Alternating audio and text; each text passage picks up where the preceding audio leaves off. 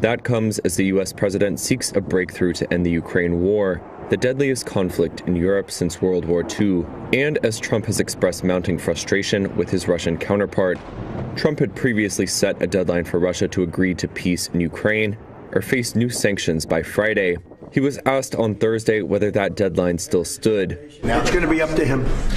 We're going to see what he has to say.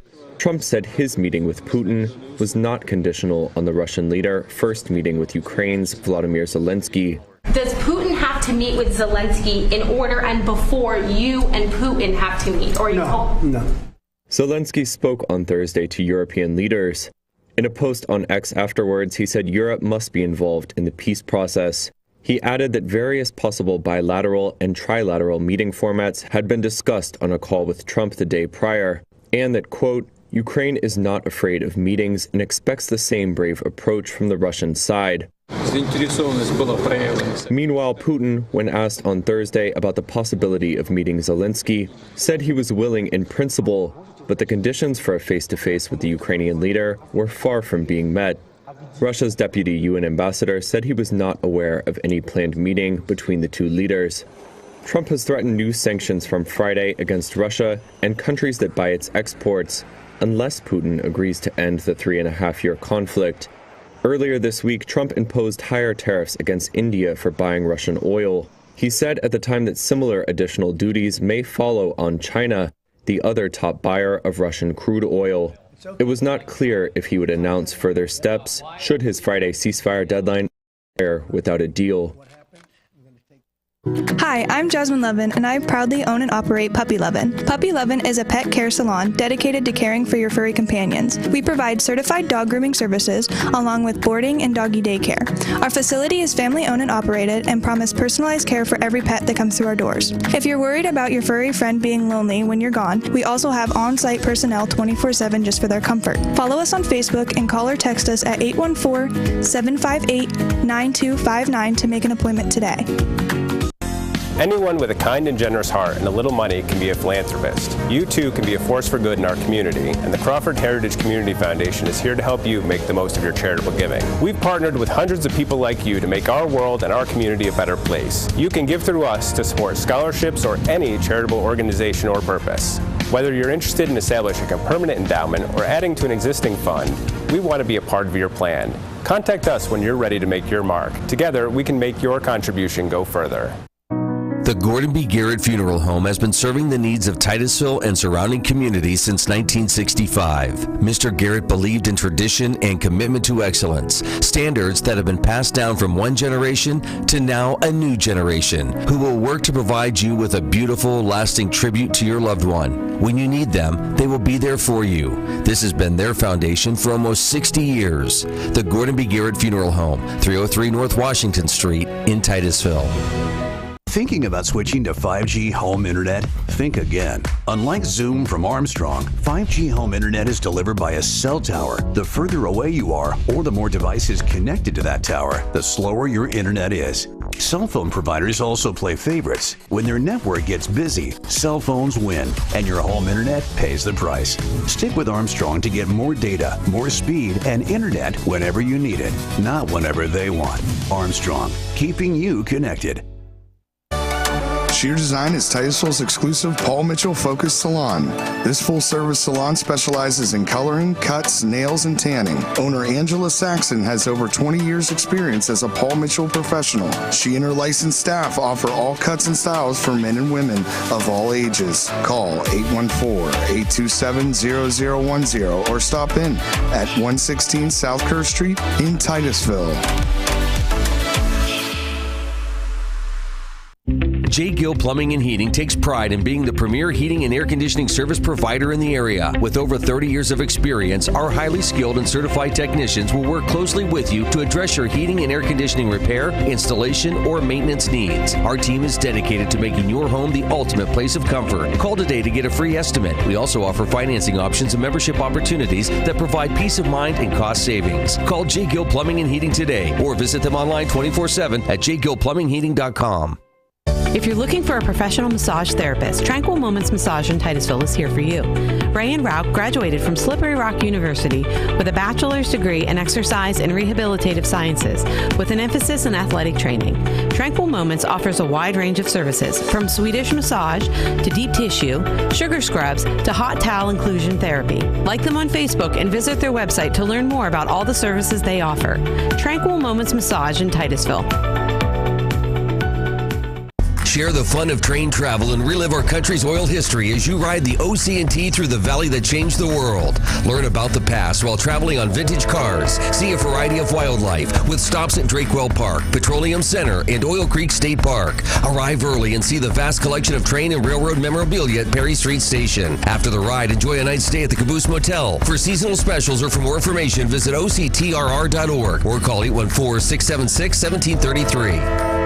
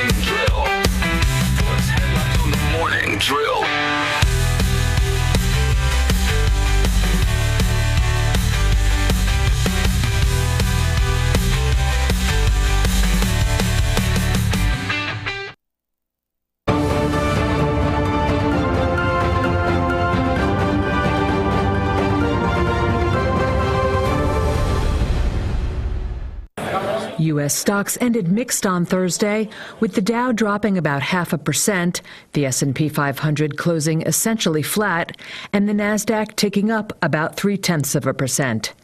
Investors digested a Bloomberg report early in the session that Fed Governor Christopher Waller was President Donald Trump's top candidate for central bank chair. Trump has been highly critical of current chair Jerome Powell for holding off on cutting interest rates as the Fed weighs the potential inflationary effects of Trump's tariffs.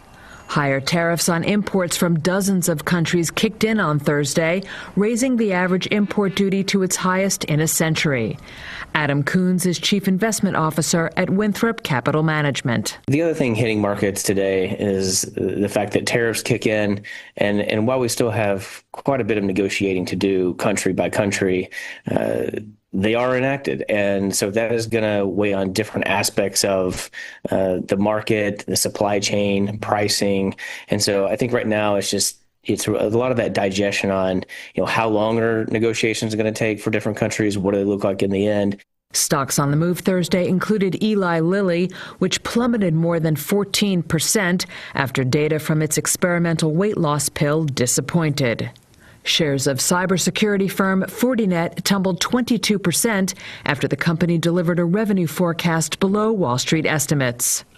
And shares of Pinterest climbed more than 12% in extended trading after the social media platform beat analysts' estimates for second quarter revenue. Rapid growth among Gen Z users, along with the platform's AI-powered marketing tools, have made the company attractive to advertisers.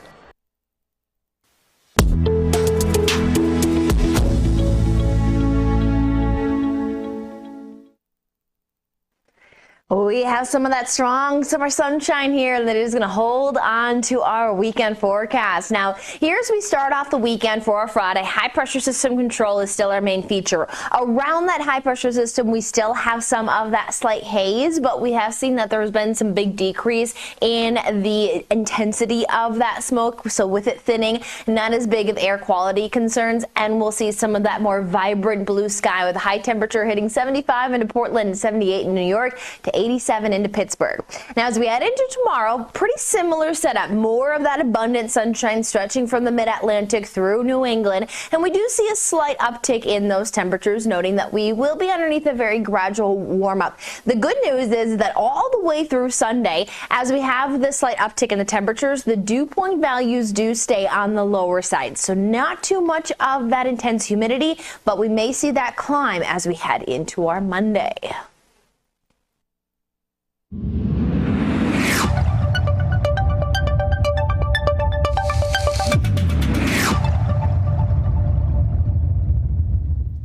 All right, let's take a look at that weather forecast for northwest Pennsylvania.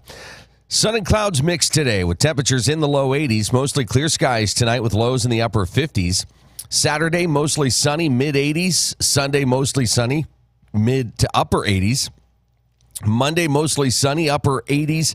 Tuesday, mostly sunny, and temperatures in the upper 80s. Meadville this morning checking in at 63 degrees. Cambridge Springs, Edinburgh at 62. Titusville, 58. Franklin this morning, 59. Oil City, 58 degrees here at 712. This is the morning drill. You're watching it on Stream TV and on the Armstrong Neighborhood Channel. Happy Friday. Hello, Friday. It's good to see you. Today's gonna be a good day. Thanks for starting your Friday with Luke and Amy on the morning drill. Hello, Friday. It's good to see you. Today's gonna be a good day. Thanks for starting your Friday with Luke and Amy on the morning drill. All right. Hello, Friday. It is good to see you. A lot took place this week. A lot coming up this weekend as the fun and festivals continue. It's been nonstop for, the last 3 weeks at least? It has. I know Oil Heritage Festival, talked a lot about that.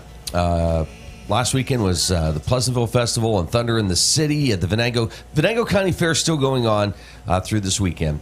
And now Titusville's turn as Titusville's getting ready for Oil Festival this weekend. And the weather, again, is going to be absolutely perfect.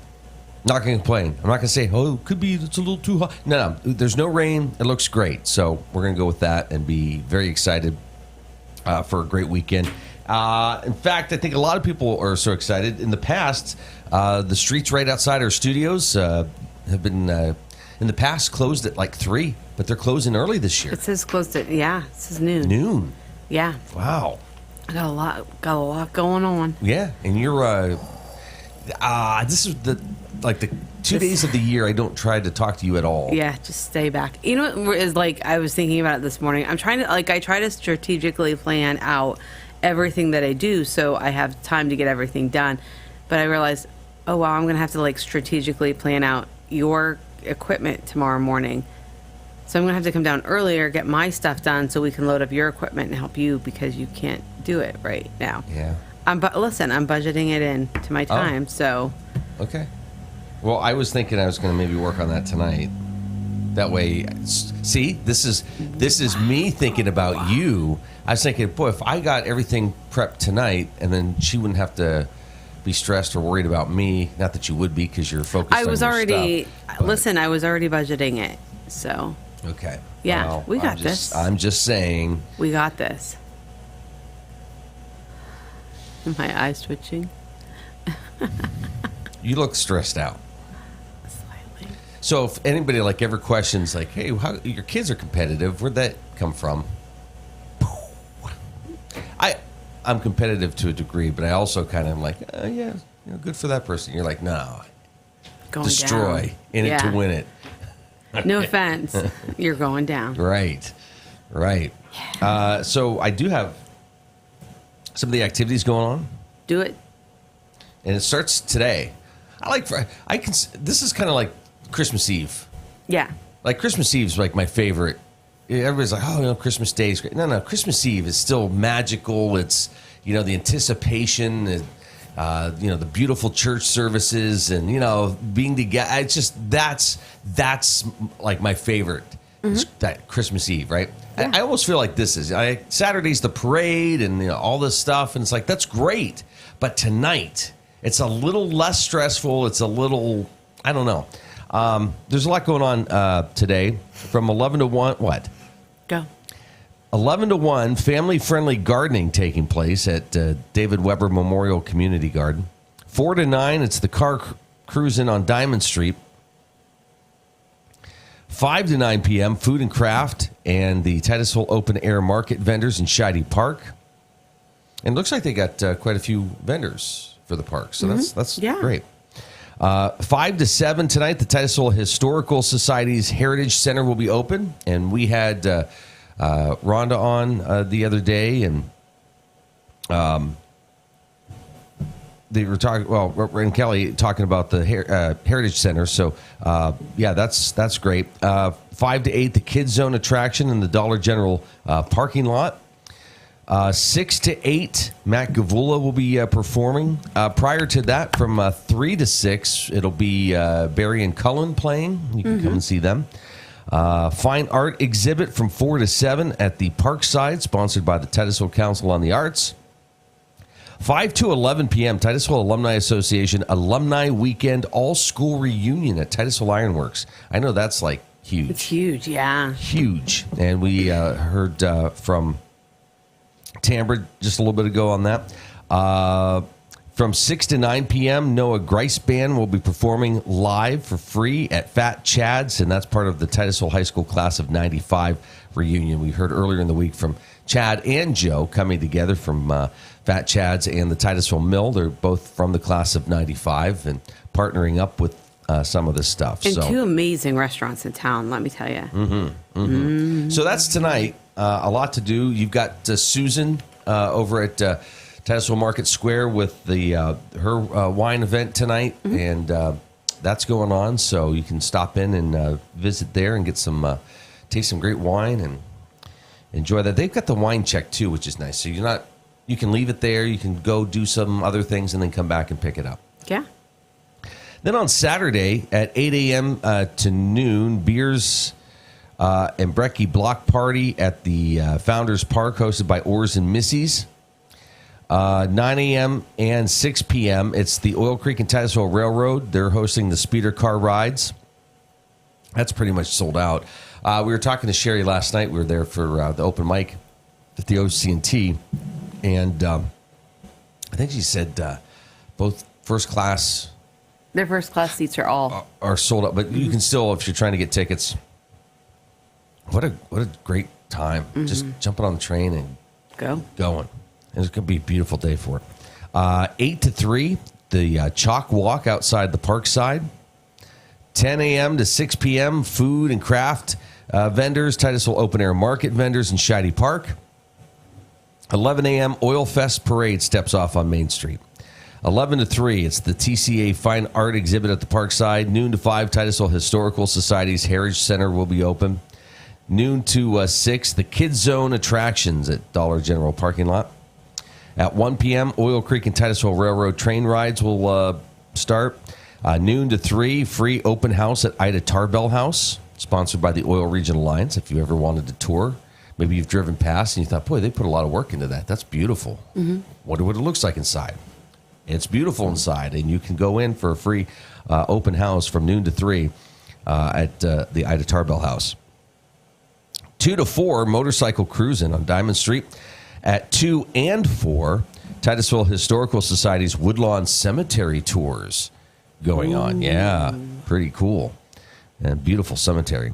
4 to 8 p.m., it's the Beer Fest outside Fat Chad's. Chris Higbee will be performing live. Chris Higbee just got done performing at the Venango County Fair last weekend. Cool. So, in fact, Well, I won't get into that. But anyways, Chris He'd be performing at Fat Chad's Beer Fest 4 to 8. At 7 to 9, The Necessary Experience will be performing live outside Titusville Middle School. So you can go down and catch that performance at 9 p.m. Fireworks by Gibson Fireworks near Carter Field. Then on Sunday, from 8 to 11 a.m., the Titusville Alumni Association is sponsoring the Pancake Breakfast. 10 a.m. to 4 p.m., Drakewell Museum and Park celebrates the anniversary of the well with Drake Day. You can visit drakewell.org for more information there. Noon to 4, Titusville Alumni Association sponsoring Yesteryear Vintage Meetup. That's where it's like the Antiques Roadshow type thing. So if you've got some Titusville history, you can bring it in and people will look at it. And then you got train rides at 1 p.m. with the OC&T Railroad. So tickets required for that. But there you have it. A lot going on this weekend. So, again, should be a beautiful weekend to get out and enjoy things. Amy's got birthdays and what we're celebrating coming up in just a moment. Let's go through some sports scores real quick. NFL preseason last night. How about that? We'll have those scores for you in a moment. Let's go to baseball first. Pirates over the Reds, 7-0. Mariners beat the White Sox 4-3 in 11 innings. A's over the Nationals, 6-0. Braves beat the Marlins 8-6, the final. Today, you got the Pirates and the Reds at 6:40, Yankees and Astros at 7:05, Orioles and A's, Tigers, Angels, Braves taking on the Marlins, White Sox and Guardians in Chicago at 7:40, Rangers, Phillies, Twins, Royals, Brewers, Mets, Cardinals and the Cubs, Diamondbacks and Rockies, Padres, Red Sox, Mariners, Rays, Dodgers, Blue Jays in Los Angeles at 10:10, and at 10:15, the Giants host the Washington Nationals. Let's go into NFL here. Preseason games from last night. The Ravens beat the Colts 24-16. Eagles over the Bengals 34-27. Again, these are preseason games. And the Raiders and the Seahawks tied 23-23. Up next tonight at 7 is the Panthers and Browns. NFL Network will have that.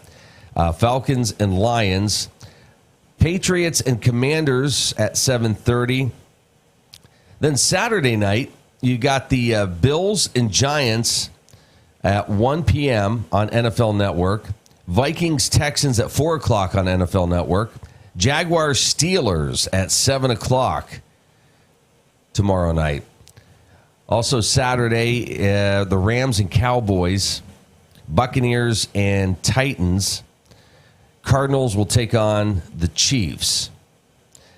Packers will host the Jets. And you got the 49ers and Broncos. Then on Sunday, the Bears will host the Dolphins. Chargers will host the Saints. And that'll be week 1 of preseason matchups. So it's back. It's back. Yay. All right. Let's get to tried. I know. Sorry. Birthdays and what we're celebrating, because we got to figure out what we're celebrating through the weekend too, in addition to all this fun stuff that's going on. Today's the 8th day of August. Mm-hmm. So who's celebrating a birthday today? Let me just first say, until I see myself in this shirt on this, I don't really like this color on me. You look nice. Thanks. I'm like, you have a hard time wearing color in general because you got a lot of blacks, grays. And I encourage you to, pick brighter things. Yeah, and then I see it and it's like, whoa. Yeah, it looks good. I need my sunglasses. Okay. Actor Dustin Hoffman is 88 today. Rain Man. Yep. Actor Keith Carradine is 76. Deborah Norville is 66. Didn't she host Inside Edition or something like that? Something. U2's The Edge turns 64 today. Actress Megan Good is 44. Actress Jackie Cruz is 41. Singer Shawn Mendes is 27. And that is all. Happy birthday to them and happy birthday to you if today happens to be your birthday from all of us. Let's find out what we're celebrating, not just today, but through the weekend. But we're going to start with today. Okay. Today is Digital Nomad Day, Dying to Know Day, Happiness Happens Day, International Ally Ship Day, International Beer Day, International Cat Day, National Ann Day, National Braiders Day, National CBD Day, National Dollar Day, National Frozen Custard Day, National Maki Day, National Perler Day, National Pickleball Day, National Sneak Some Zucchini Onto Your Neighbor's Porch Day, National Tarantula Appreciation Day, Odie Day, like the dog from Garfield, Peace Festival of Augsburg, Peasants Day, Scottish Wildcat Day, Shop Online for Your Groceries Day, Take a Penny, Leave a Penny Day, Top 8 Challenge Day, Wear Your Mother's Jewelry Day. And tomorrow we have Annual Perseid Meteor Shower Peak Night, August Moon Festival, Co-working Day, Garage Sale Day, International Day of the World's Indigenous People, National Book Lovers Day, National Bowling Day, National Hand-Holding Day, National Rice Pudding Day, National Science Week, National Women's Day, Singapore National Day, Veep Day, Elvis Week. And then... Thank you very much. Is it the anniversary of his death? I don't know. I don't know. He died in August. Why don't you Google it while I keep going? Because I got one more day. I'm doing that. Yes, he died August 16th, 1977. Okay. Or did he?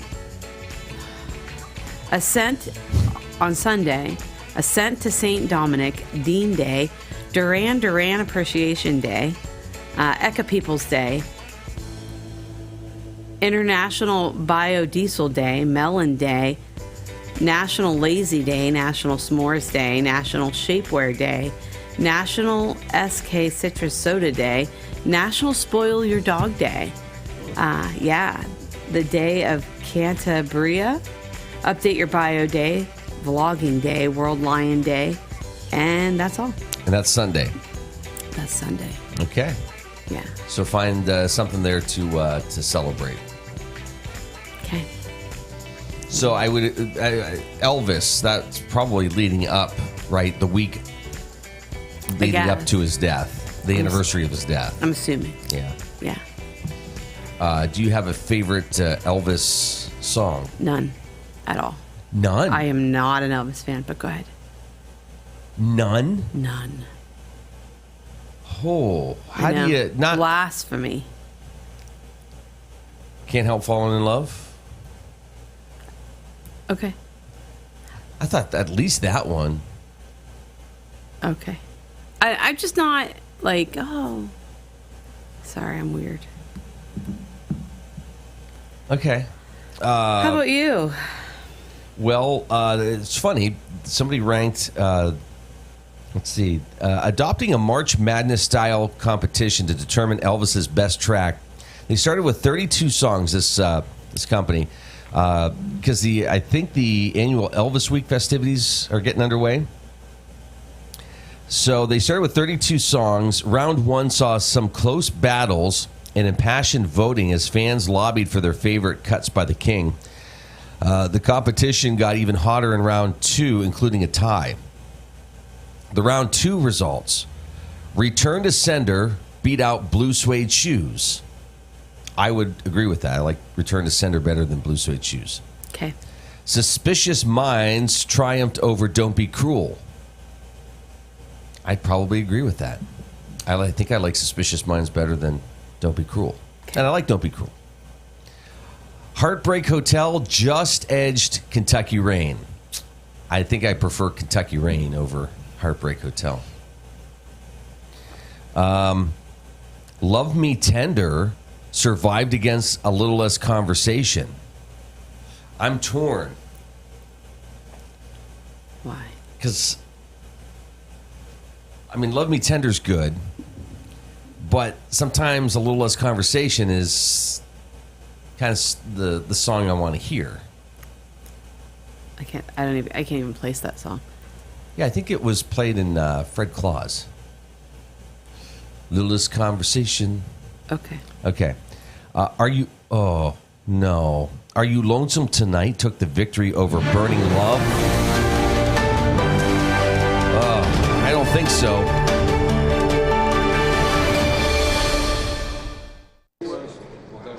The Kremlin said on Thursday that Russian President Vladimir Putin and Donald Trump will meet in the coming days. That comes as the U.S. president seeks a breakthrough to end the Ukraine war, the deadliest conflict in Europe since World War II, and as Trump has expressed mounting frustration with his Russian counterpart. Trump had previously set a deadline for Russia to agree to peace in Ukraine or face new sanctions by Friday. He was asked on Thursday whether that deadline still stood. Now it's going to be up to him. We're going to see what he has to say. Trump said his meeting with Putin was not conditional on the Russian leader first meeting with Ukraine's Volodymyr Zelensky.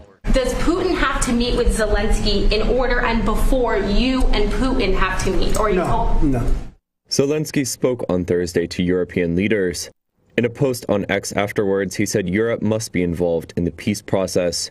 He added that various possible bilateral and trilateral meeting formats had been discussed on a call with Trump the day prior, and that, quote, Ukraine is not afraid of meetings and expects the same brave approach from the Russian side. Meanwhile,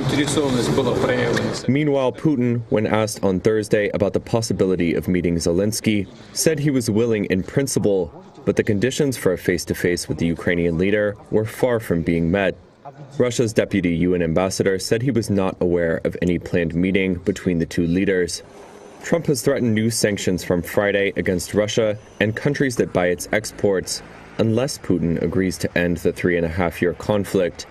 Earlier this week, Trump imposed higher tariffs against India for buying Russian oil. He said at the time that similar additional duties may follow on China, the other top buyer of Russian crude oil. It was not clear if he would announce further steps should his Friday ceasefire deadline expire without a deal. Swooping in to save you over $11,000 off your next Chevy truck. It's Community Chevrolet's newest mascot, Independence Dog. Getting you approved by day, fighting crime by night. With Independence Day savings running all month long, you can save more than $11,000 off MSRP on a new Silverado, or save nearly $3,000 on hot new SUVs like the Trailblazer and the Equinox. Follow Independence Dog to explosive savings this month at Community Chevy.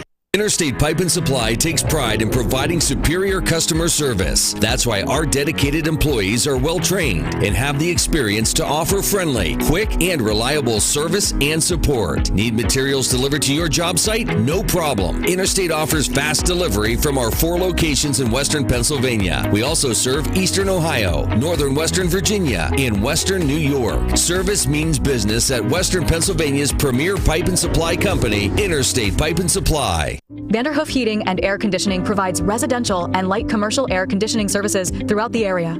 They understand the importance of your cooling system working properly. That is why you can trust in Vanderhoof to do the job right.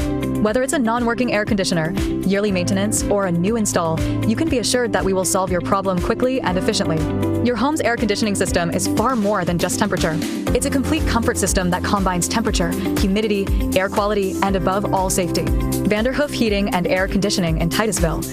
Looking for expert orthopedic care? Dr. Charlie Gates, a trusted name at Titusville Area Hospital, can help you regain mobility and a better quality of life. With years of experience and a passion for personalized care, Dr. Gates specializes in treating a wide range of orthopedic conditions. Whether it's joint pain, sports injuries, or orthopedic surgery, trust Dr. Charlie Gates at Titusville Area Hospital for your orthopedic care. Call 814-827-9770 today to schedule your appointment. Welcome to Inspire Med Spa, the place you know and love for massages, Botox, laser resurfacing, and semi-permanent makeup. Now we're offering even more, including laser hair removal, tattoo removal, and hair rejuvenation.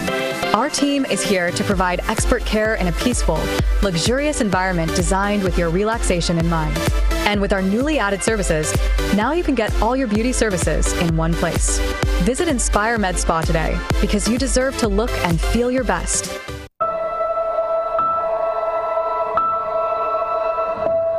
I know sometimes we get into it and it's just hard on both of us, but try to understand me more and I'll try to do the same.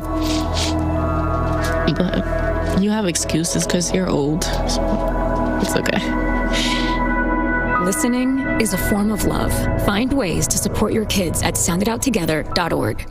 Marsh Home Center Furniture, Appliances, and Bedding is located at 305 East Spring Street in Titusville. Marsh Home Center welcomes you in to explore their growing inventory of name brand furniture, appliances, and bedding. Need something not currently in stock? No problem. Order from Marsh's online catalog and have it delivered right to your door. Visit Marsh's to see their entire showroom, ask questions, see what items are on sale, or just stop in and say hi. Marsh Home Center Furniture, Appliances, and Bedding, behind Giant Eagle in Titusville. Whether you want to go and lead in your craft in the trades, whether you want to go and be that nurse or medical worker and have a real impact on lives, or whether you want to go and help that business improve its bottom line, this is the place, and now is your time to go with confidence, to go with skill, to go succeed. The Education and Training Center at Pitt Titusville. Vehicle shopping? Make sure you check out Titusville Ford first. Shop our amazing selection of new and pre-owned cars, trucks, and SUVs in stock. Visit us on Route 8 in Titusville and see why our customer service is a cut above the rest. Titusville Ford, your hometown dealer.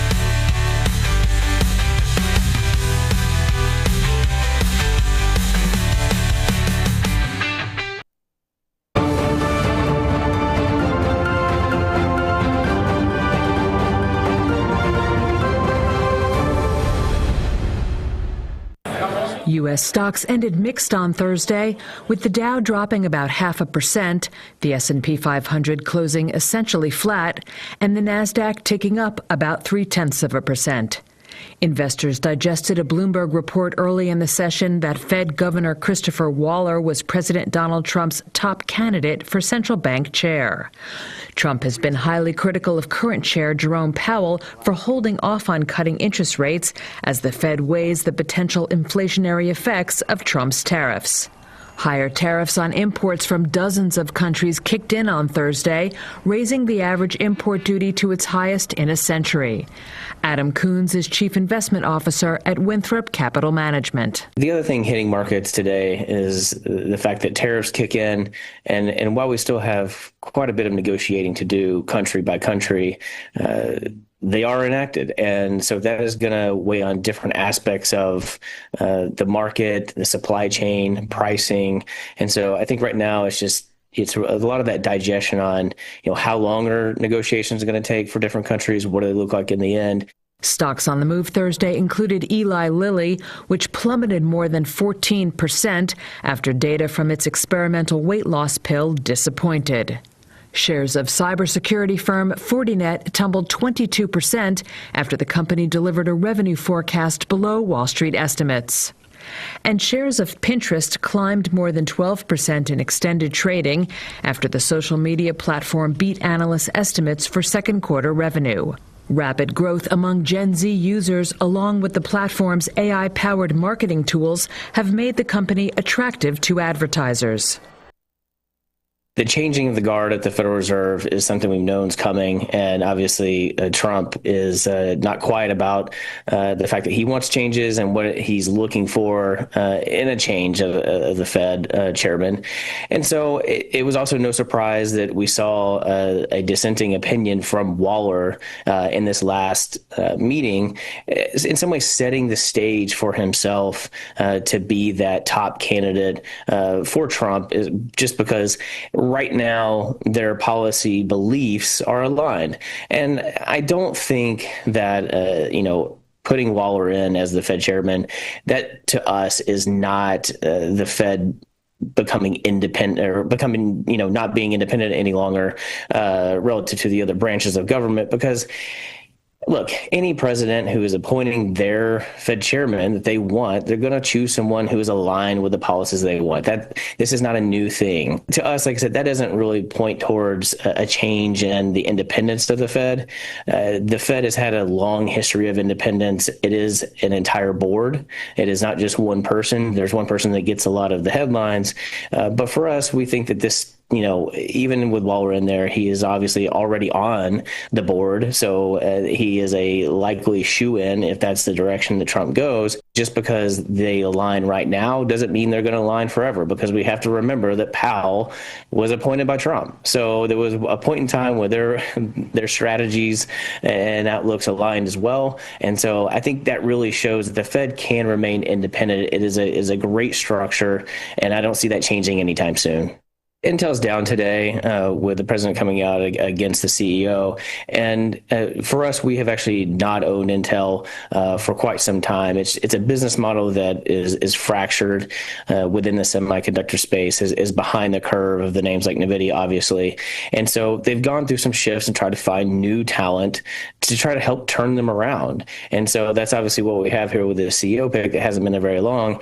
And the reality is, to say that there is a conflict of interest because of a connection to Chinese companies from the administration, to us feels a little bit like the pot, calling the kettle black, because there's conflicts all over the place. We just have to be real about that. It's never good when you see, any politician overstepping, and it doesn't matter whether it's president or some other politician. So it obviously does set somewhat of a bad precedent, in particular if Intel takes the advice and is firing a CEO because of pressure from a politician, which there likely will be, because there's so many subsidies going towards Intel right now. So this is a difficult place for the company, and I do think it is inappropriate for a president to make that call. Like I said, there's stakeholders of the company, and right now the U.S. government is not one of those, so they should stay out of that business.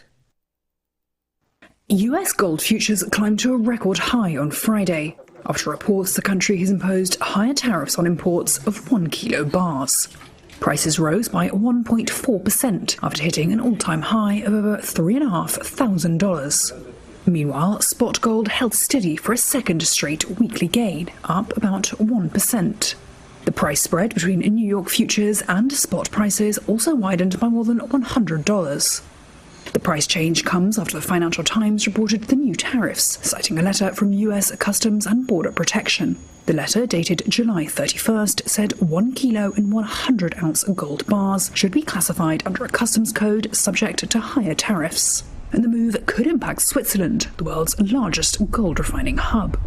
On Thursday, President Donald Trump's higher tariffs on imports from dozens of countries kicked in, leaving major trading partners such as Switzerland, Brazil and India hurriedly searching for a better deal. Gold is often used as a safe store of value during times of political and financial uncertainty. Donald Trump said Thursday he would nominate Council of Economic Advisers Chairman Stephen Moran to fill the vacancy on the Federal Reserve's governing board. In a social media post, the US president cited Moran's PhD in economics and a track record serving his administrations. However, the new man's term will only run until the end of January, with Trump weighing up who to fill the 14-year board seat that opens up after that. Moran has called for a complete overhaul of the Fed's governance, including giving the White House more direct control over the central bank. He says governors should serve shorter 8-year terms and be subject to removal by the president. The appointment comes as Donald Trump tries to pressure existing Fed Chief Jerome Powell into cutting rates more quickly. He's also weighing up who should replace Powell when his term expires in May. Reports by Bloomberg News suggest Fed board member Christopher Waller is now the front-runner. He has reportedly impressed members of Trump's team, but has not yet met the president. Waller argued for a rate cut at the Fed's last meeting in July. He says tariffs won't drive a big spike in inflation and argues that a slowing labor market needs help from lower rates. U.S. President Donald Trump on Thursday demanded the immediate resignation of new Intel CEO Lip-Bu Tan, calling him, quote, highly conflicted due to his ties to Chinese firms. Tan, a Malaysian-born Chinese-American, was named CEO in March by Intel's board in an effort to turn around the struggling chip maker. Reuters reported exclusively in April that Tan, himself or through his venture funds, invested at least $200 million in hundreds of Chinese advanced manufacturing and chip firms, some of which are linked to the Chinese military. Trump's comments came a day after Reuters was first to report that Republican Senator Tom Cotton had sent a letter to Intel's board chair with questions about Tan's ties to Chinese firms and a recent criminal case involving his former firm, Cadence Design. Trump, in a social media post Thursday, said, quote, there is no other solution to this problem other than to have Tan resign. Shares of Intel dropped more than 3% in Thursday morning trading. A change in leadership at Intel could pile pressure on the company, which is also a pillar of U.S. efforts to boost domestic chip making. Last year, it secured $8 billion in subsidies, the biggest award under the 2022 CHIPS and Science Act, to build new plants in Ohio and other states. Trump's comments also sparked debate about whether the president should be making calls on corporate leadership. One analyst told Reuters, quote, it would be setting a very unfortunate precedent. You don't want American presidents dictating who runs companies, but certainly his opinion has merit and weight. Intel and Tan did not immediately respond to Reuters' requests for comment. Firefly Aerospace, the first private enterprise to achieve a successful lunar landing, secured a valuation of more than $9.8 billion on Thursday after its shares surged more than 50% in their NASDAQ debut. Formed in 2014, Firefly started as a launch company centered on its medium-sized 95-foot-tall Alpha rocket. It has since expanded into a spacecraft and lunar lander business. The moon is great because you can get there with regularity. CEO Jason Kim cheered with his team when, in March, the landing of Firefly's Blue Ghost marked a milestone for the scrappy unit that was once less of a priority to other business goals. Reuters visited the Texas-based company in July. If you were here on the day of the landing, it was a well-oiled, disciplined team. I mean, you would have thought this team operated lunar landers for the last 40 years, but this was their first spacecraft. First spacecraft they designed, built, tested, operated. Kim, who took the helm at Firefly last year after leading the Boeing-owned small satellite firm Millennium Space Systems, said they're eyeing future charging stations on the moon. We want to put infrastructure on the moon, and not just science payloads, but actual power systems that can enable future charging stations. So we believe in putting power plants on the moon, being able to plug into those power plants and recharge your rovers or your lunar landers. U.S. IPOs have picked up pace since the stock market lows in April. Adam Coons, Chief Investment Officer at Winthrop Capital Management, says the Firefly debut signals growing investor exuberance. So that shows that the market does have an appetite for this type of risk, because when you look at a Firefly, it's not a profitable company. It's really based on, obviously, they've got a lot of future contracts in place, but the revenue today is very low, and like I said, the profitability is not there. So you are seeing investors willing to take the chance on the next, Palantir or something like that, that could take off. The company also saw a rapid Pentagon launch with its medium-sized Alpha rocket in 2023 and has a burgeoning business line that will offer maneuverable space vehicles for the U.S. Space Force. Kim said Firefly is also eyeing a potential role in the Golden Dome program, noting its Alpha rocket could be used to launch test missile targets for the system.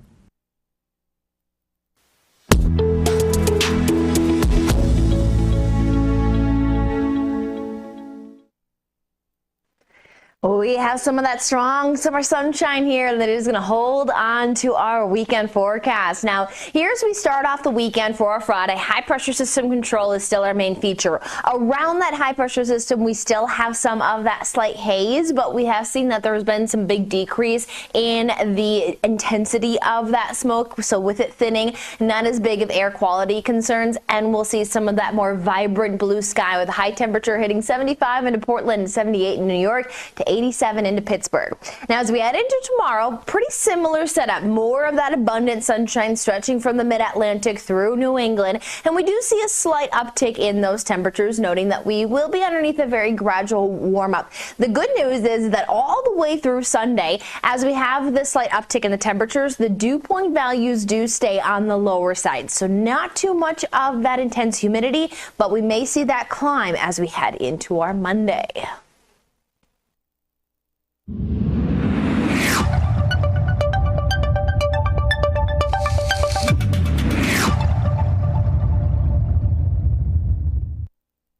All right, let's take a look at that weather forecast for northwest Pennsylvania. Sunny today and temperatures in the low 80s. Mostly clear tonight, a low of 60.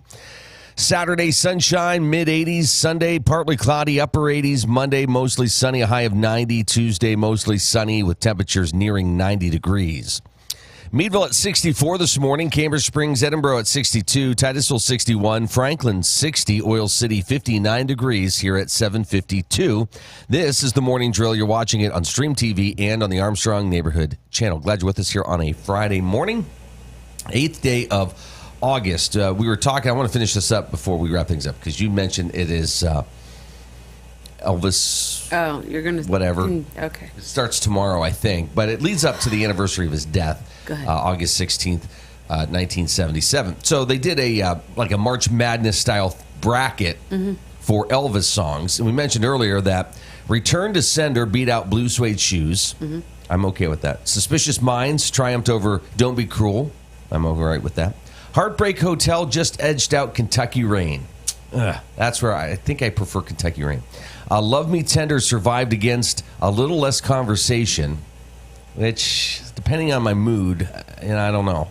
Are You Lonesome Tonight took the victory over Burning Love. I don't agree with that. I think Burning Love's a fun song. Okay. It's Now or Never and In the Ghetto tied in round 2. But they say that It's Now or Never will advance due to some other things. So, I don't know. I prefer In the Ghetto, I think. I know you're just like, as an Elvis fan, this is fun for you. Can't Help Falling in Love got the win over I Want You, I Need You, I Love You. And Jailhouse Rock survived against Hound Dog. So this was like a March Madness style thing. Round 3 will open up on August 11th. Matchups will be revealed then. You can vote up to once per hour.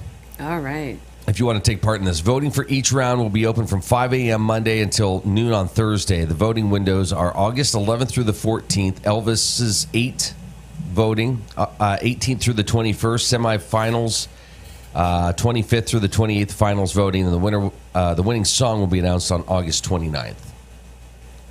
So, if I should mark this, and then we should go back and see. Like, we should both pick an Elvis song that we think is going to be the number one song and just see if it makes it. Okay. I'm going to be, grasping for... I don't know. I think Can't Help Falling in Love is the song. I think that is going to be the number one song. Okay.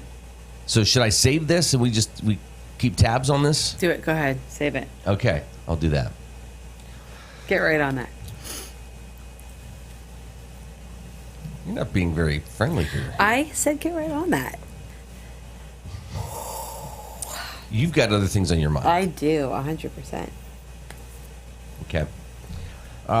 We're going to be looking at a great weekend. So if you're very busy in Northwest Pennsylvania in general, it's going to be absolutely beautiful. Mm-hmm. Steelers play tomorrow night. At what time? 7. Okay. Ready for that? No.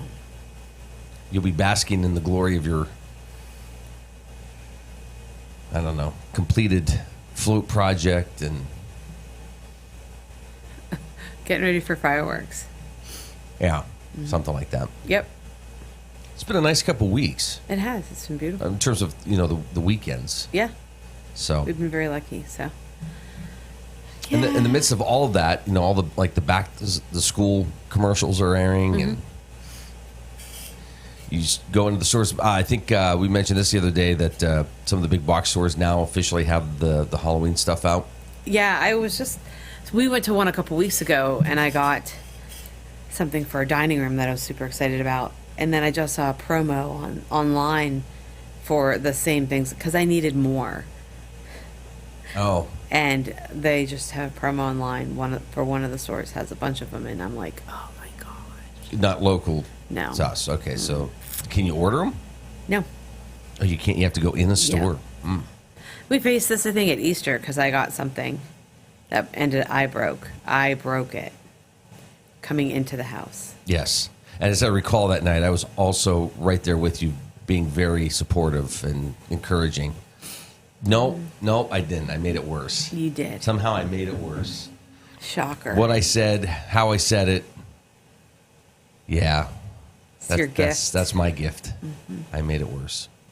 Well, it's out. And probably if you can, start stocking up on that Halloween candy so you don't get to October and then it's like, oh, yeah, it's sold out. Or why does it seem like the price is more? $75 a bag. Yeah. Although I always joke this time of year with all the parade candy, it's like you're probably not going to eat all of it. Just put it in the pantry. Yeah. And then add that to the Halloween candy. Go for it. Yeah. It'll be fine. You're not going to die. Not at all. Not at all. It's been back-to-back really busy weekends. We mentioned the Venango County Fair wrapping up this weekend. You've got Titusville's Oil Festival this weekend. Crawford County Fair right around the corner. We're going to be talking about Crawford Gives here in just a little bit. That's just boom right there. And everybody's talking about it. Everybody's excited about it and gearing up for it. So, we'll get all the ins and outs of Crawford Gives coming up next hour. Christian Maher is going to be joining us from the Crawford Heritage Community Foundation, the great organization that has put this together and made this possible. And we'll talk to Christian and see if he's ready to go. I see he's shaking over there. So, I mean, you can tell it's that time of year. He walks around just shaking, but he's got a smile on his face and he's happy and ready. So that's what's in that cup. We could play that game and have people guess what's in his cup here. But looking forward to it. And just August, just crazy busy.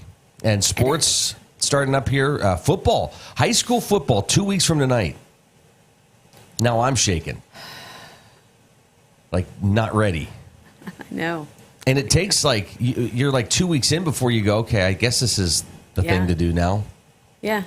It's kind of weird, but looking forward to it. So, all right, 8 o'clock. Headlines coming up. Christian Maher, great local programming throughout the day on the Armstrong Neighborhood Channel. It's going to be a great weekend. Get out and enjoy it.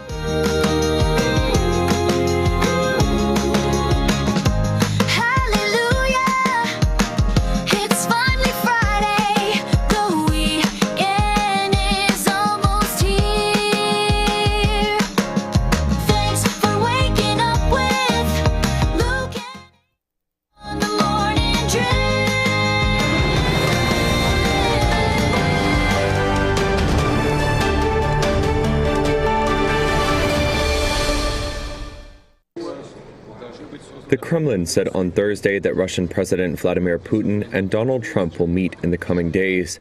That comes as the U.S. president seeks a breakthrough to end the Ukraine war, the deadliest conflict in Europe since World War II, and as Trump has expressed mounting frustration with his Russian counterpart. Trump had previously set a deadline for Russia to agree to peace in Ukraine or face new sanctions by Friday. He was asked on Thursday whether that deadline still stood. Now it's going to be up to him. We're going to see what he has to say. Trump said his meeting with Putin was not conditional on the Russian leader first meeting with Ukraine's Volodymyr Zelensky. Does Putin have to meet with Zelensky in order and before you and Putin have to meet? Or No. Zelensky spoke on Thursday to European leaders. In a post on X afterwards, he said Europe must be involved in the peace process. He added that various possible bilateral and trilateral meeting formats had been discussed on a call with Trump the day prior, and that, quote, Ukraine is not afraid of meetings and expects the same brave approach from the Russian side. Meanwhile, Putin, when asked on Thursday about the possibility of meeting Zelensky, said he was willing in principle, but the conditions for a face-to-face with the Ukrainian leader were far from being met.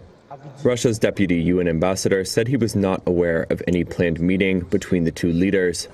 Trump has threatened new sanctions from Friday against Russia and countries that buy its exports, unless Putin agrees to end the 3.5-year conflict. Earlier this week, Trump imposed higher tariffs against India for buying Russian oil. He said at the time that similar additional duties may follow on China, the other top buyer of Russian crude oil.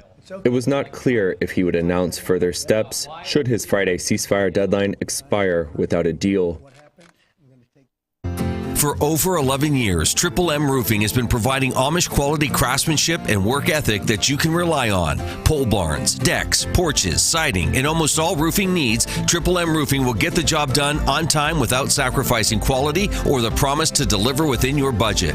Call today for a free estimate, 814-964-0472. Waiting is what you'll do with the other guys. Getting it done is what we do. Amish owned and operated, we're Triple M Roofing. Who can solve this equation? Ooh! Me. Anyone else? Fine. Jake from State Farm. Again. All right. It's the personal price plan theorem. If you bundle your home and auto, that can equal an affordable price just for you. Bundling. Just another way to save with the personal price plan. Like a good neighbor, State Farm is there. Are you tired of juggling multiple pill bottles? Titusville Express Pharmacy has your solution, now offering compliance packaging. Your medication sorted and sealed by dose, making it easier than ever to stay on track. In a hurry? Take advantage of our convenient drive-through service. We also offer free local delivery for those that qualify. Titusville Express Pharmacy, where convenience meets care. Visit us today at 401 West Spring Street in Titusville. Simplify your medication routine with Titusville Express Pharmacy. Poppy's Equipment and Storage Rental in Pleasantville is committed to providing our customers with exceptional service while offering quality rental equipment. Poppy's is now an authorized steel dealer with everything you need to have for sawing and cutting or mowing to digging. And of course, Poppy's has tents, tables, chairs, heaters, generators, barbecues, and more for your next wedding or get-together. Need firewood or propane? No problem. Whether you're in construction or a weekend warrior, reach out to Poppy's about your next project. Poppy's Place on the Tenesta Road in Pleasantville. Community Connect Federal Credit Union, serving Crawford, Venango, Forest, and Warren counties. Their mission is to provide quality, low-cost, and personal financial products for the growth and security of their members and families. Stop in, call, or visit our website, communityconnectfcu.com, and click Join to get started. Community Connect Federal Credit Union, 1050 East Spring Street in Titusville.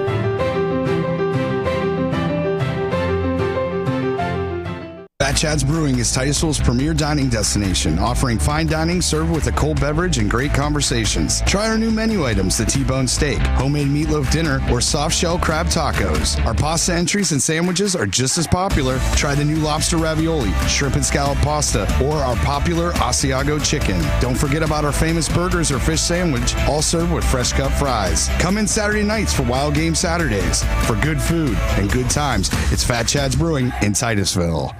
Titusville Market Square is home to over 100 unique vendors featuring antiques, collectibles, candles, coins, baked goods, dairy products, food items, comic books, toys, and so much more. You'll discover something new every time you walk through the door. Did we mention the selection of baked goods, breads, Clark's Donuts, and Amish pies? Titusville Market Square has you covered. Stop in to explore today. Titusville Market Square in downtown Titusville. Thinking about switching to 5G home internet? Think again. Unlike Zoom from Armstrong, 5G home internet is delivered by a cell tower. The further away you are, or the more devices connected to that tower, the slower your internet is. Cell phone providers also play favorites. When their network gets busy, cell phones win, and your home internet pays the price. Stick with Armstrong to get more data, more speed, and internet whenever you need it, not whenever they want. Armstrong, keeping you connected.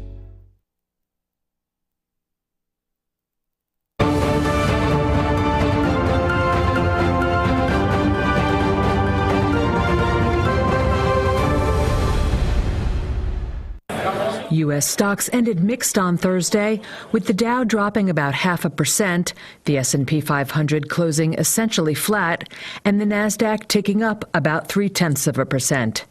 Investors digested a Bloomberg report early in the session that Fed Governor Christopher Waller was President Donald Trump's top candidate for central bank chair. Trump has been highly critical of current chair Jerome Powell for holding off on cutting interest rates as the Fed weighs the potential inflationary effects of Trump's tariffs. Higher tariffs on imports from dozens of countries kicked in on Thursday, raising the average import duty to its highest in a century. Adam Coons is Chief Investment Officer at Winthrop Capital Management. The other thing hitting markets today is the fact that tariffs kick in, and while we still have quite a bit of negotiating to do country by country, they are enacted. And so that is going to weigh on different aspects of the market, the supply chain, pricing. And so I think right now it's a lot of that digestion on, how long are negotiations going to take for different countries? What do they look like in the end? Stocks on the move Thursday included Eli Lilly, which plummeted more than 14% after data from its experimental weight loss pill disappointed. Shares of cybersecurity firm Fortinet tumbled 22% after the company delivered a revenue forecast below Wall Street estimates. And shares of Pinterest climbed more than 12% in extended trading after the social media platform beat analysts' estimates for second quarter revenue. Rapid growth among Gen Z users, along with the platform's AI-powered marketing tools, have made the company attractive to advertisers.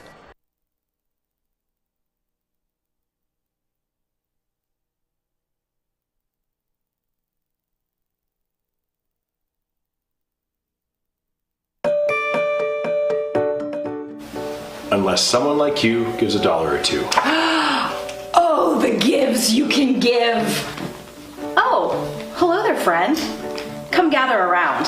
There's something quite special that's hitting our town. It's Crawford Gives. So what a delight. A time to give back and to do what is right. You pick your nonprofit. Or maybe pick 3. You give what you can. It's all tax deductible. You help them grow stronger, you give them a lift. Each pledge that you make is a powerful gift. Click a buck. Click 2. Or 3. Click for parks and history. Click for dogs and arts and trees. Click for kids and charities. $1, a $5, a 10, maybe more. Each gift helps a neighbor and opens the door. Each gift brings a smile that's hard to ignore. For food, for shelter, for books that we share. For children, for families. We're showing we care. And oh, how it grows. From a share to a post. The joy of this giving is felt coast to coast. Okay, maybe not coast, but surely our towns. From Conneaut Lake up to Cambridge Springs grounds. The foundation, that's us, helps it all come to life. We cheer for each gift, each cause, and each strife. So mark down the date. Don't let it slip by. August 12th through the 15th is coming, and oh, it will fly. Share a link, then tag your crew. Hey, I'm giving. Are you giving too? Are you too? It's fast, it's fun, it's full of cheer. The best forgiving days all year. Hop on, don't wait. Don't sit there and stall. Give big, give small. Just give! And give it all. So get on the train. Step 1. Pick a cause that you care for a lot. Step 2. Give what you can. Every gift hits the spot. Step 3. Spread the word. Tell your crew, tell your cousin. And soon it's a party with giving by the dozen. The end. Very well done. And Christian Maher is with us here this morning. Christian, excellent job. Oh, thank you. Every once in a while, I borrow a really good idea from somebody. Friends of mine in Kansas, for their Giving Day, did a parody of The Night Before Christmas a few years ago. And so I had to think of, like, okay, what can we do that's, like, similar? And so non-copyright infringement Dr. Seuss, it was the answer for me. And so we got that started. And then Georgette Bennett in our office took that idea and absolutely ran with it. And this is what we get out of it. And I'm finding after last night that there are still people in the county who have no idea what Crawford Gives is. So, I was explaining to somebody last night who was working on a video for the Market House because they're doing their own video. And she's like, what is this thing that we're doing? She's like, she showed up to sing and like help do some background acting work for this thing, and she still didn't really know what Crawford Gives is. Funny. So I had to start from like ground zero. I'm like, oh, well, it's 4 days of giving. She's like, well, why do I give now instead of like just give whenever I want to these organizations? I'm like, well, we match a little bit of every gift that's made, so it's usually about 5 cents on the dollar. It depends. But the Community Foundation does this because we're trying to build capacity for all the organizations in the county that are participating, because a lot of them don't have dedicated fundraising staff. A lot of them are fully volunteer kind of efforts. And so this is one opportunity for them to like tell their story to donors and get people excited about it. And it's also a way for us to kind of identify who's on the boards of directors of these organizations, so we can offer to them training and support and things that they might need to become better directors of organizations.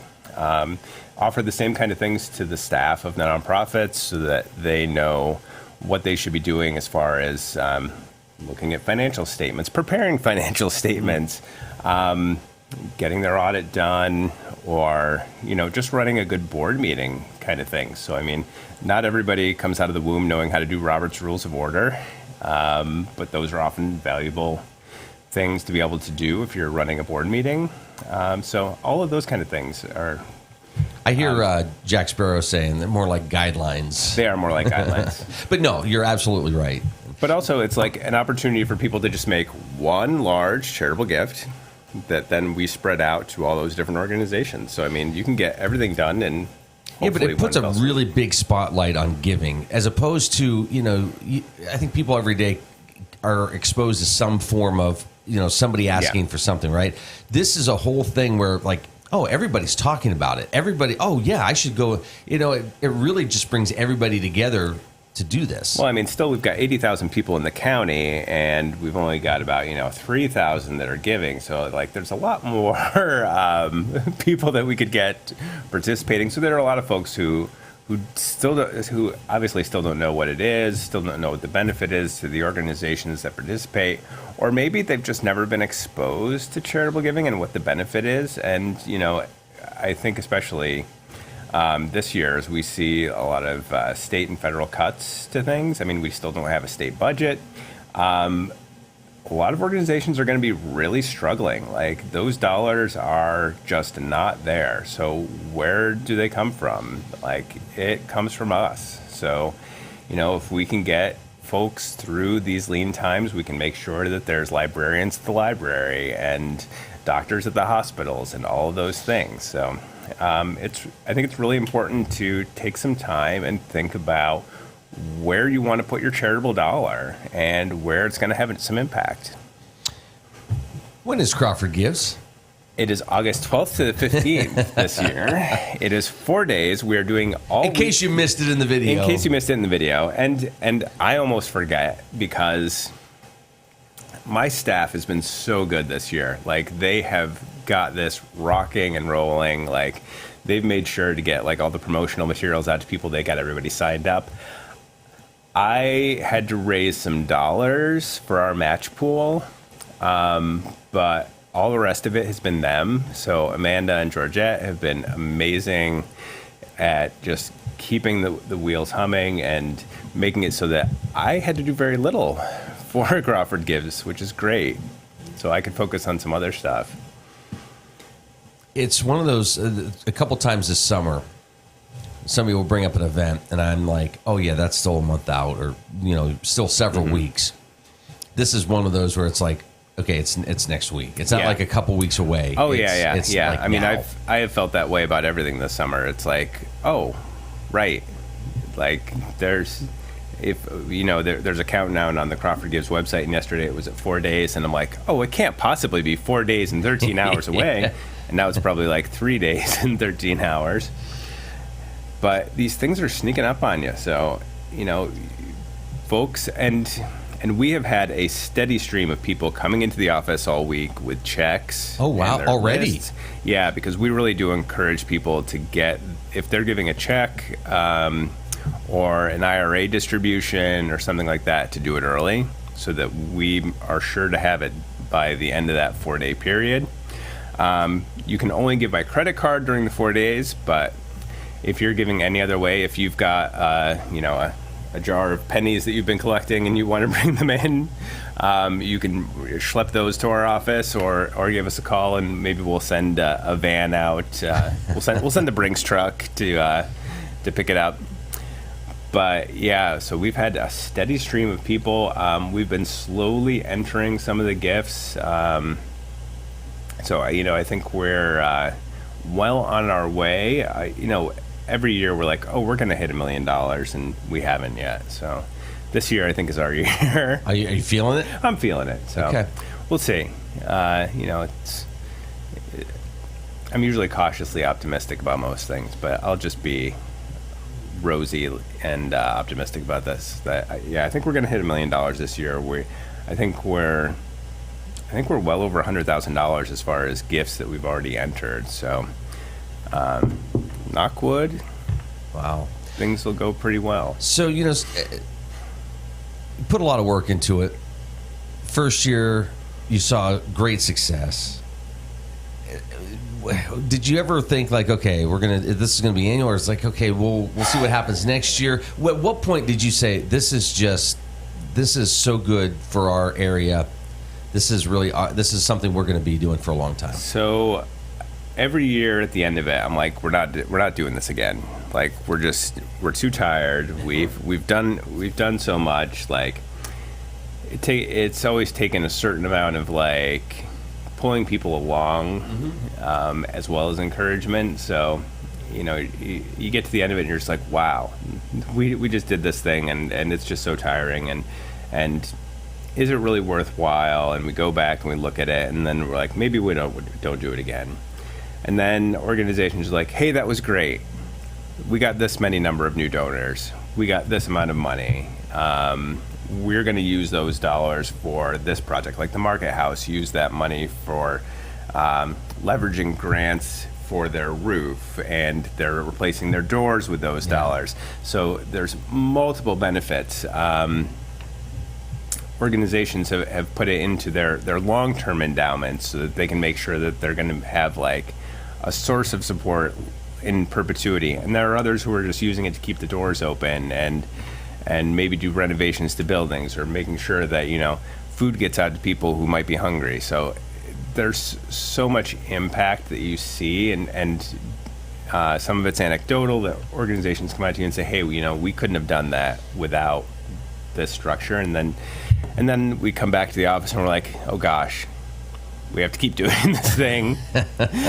How are we gonna sustain that? Because it takes a lot of, every dollar that comes into Crawford Gives, we give out, and we add money to it, and we're paying money for the back office system. We're paying for the website and the credit card processing system and all the promotions that we do. So buying signs for people, all of our staff time to teach people how to go out there and fish for donors and that kind of thing. So it's an investment. And again, for people who might not know, this is part of the Crawford Heritage Community Foundation, right? You're an organization that fundraises.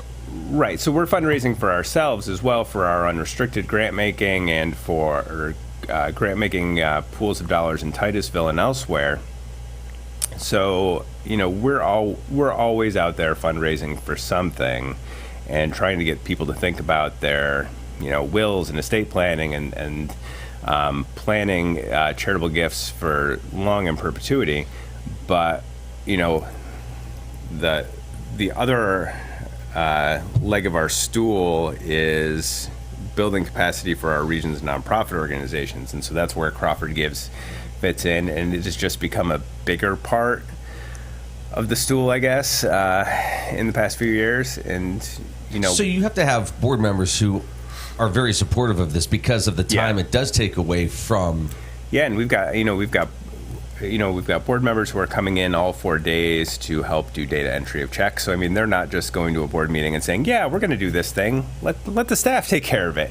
Like, we've got people who are really committed. We've got people who are helping promote it and, talking to their friends and neighbors about Crawford Gives and what the benefits are.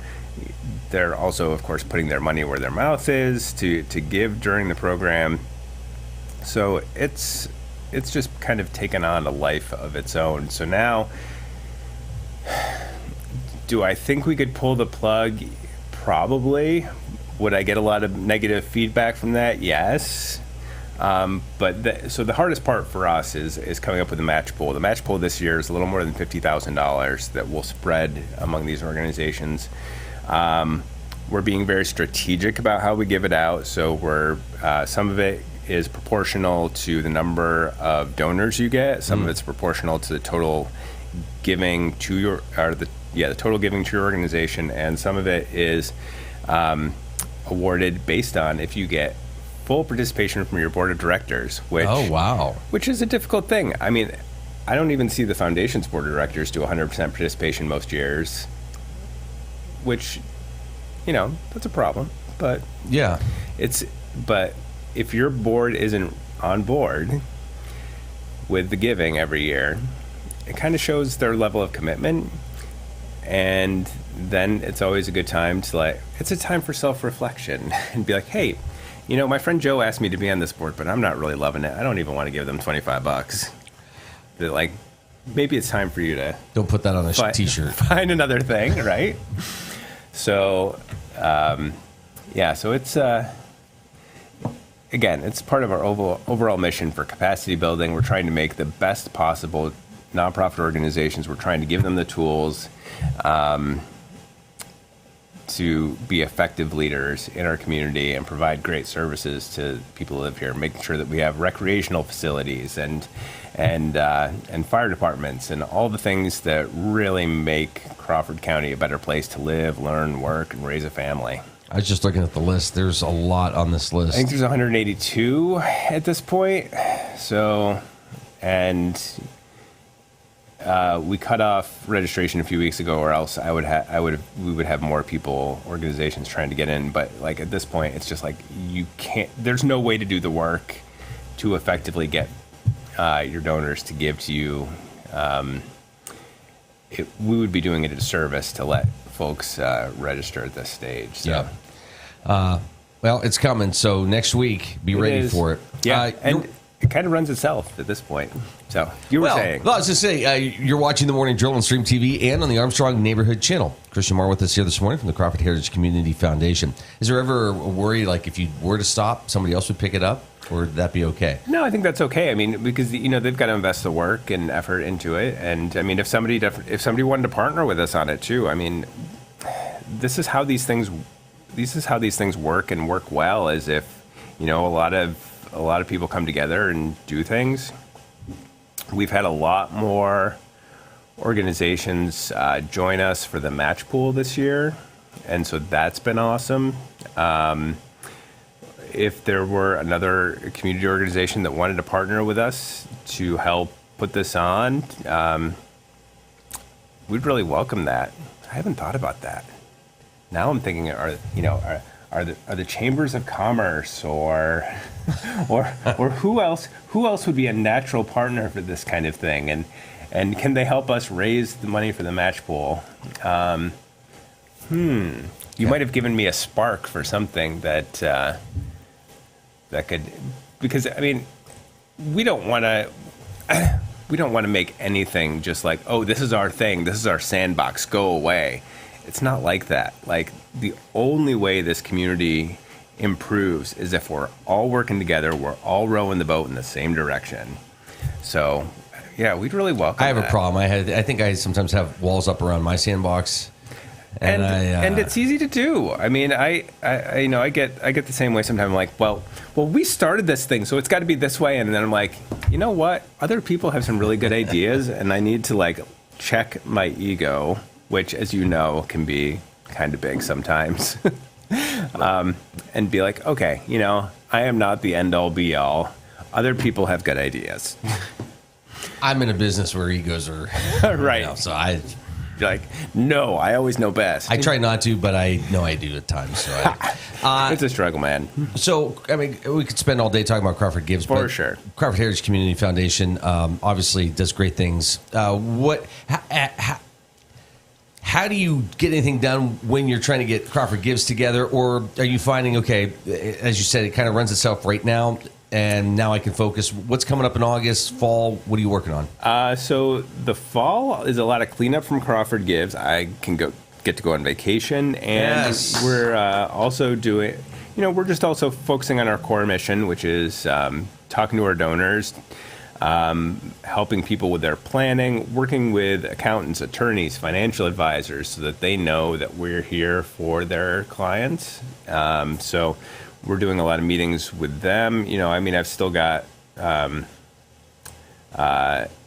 appointments with attorneys throughout Crawford Gives that we're trying to, nail down some things for some of their clients, or just tell them how we can best make an impact in their clients' planning, because tax, and the tax law changes are coming fast and furious. So what made sense last year doesn't necessarily make sense this year.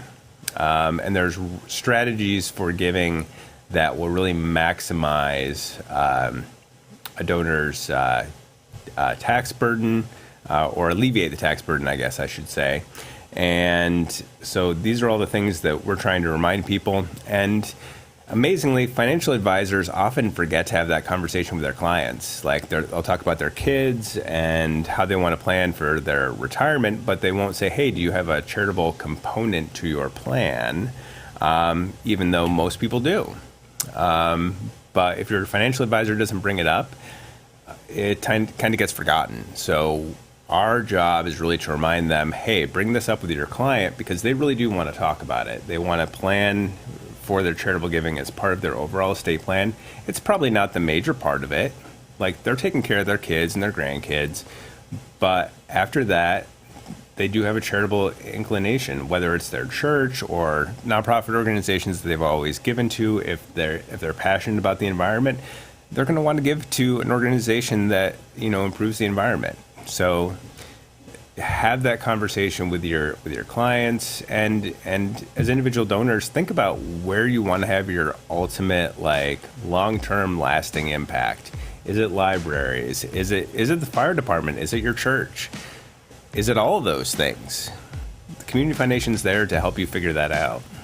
Okay. If they want to call and meet with you, or if they want to just have a a conversation, meet up for a cup of coffee or a lunch. My number is 814-336-5206, and people can always email me at executive@crawfordheritage.org. Awesome. Christian, good to see you this morning. Lovely to see you too. Thanks, All right. man. A lot going on. And Suspicious Minds, best Elvis song. Okay. We'll see how far it goes, right? We'll see. Hey, thanks. And remember, Crawford Gives kicks off 12th. To the 15th. All right. Thanks. All right.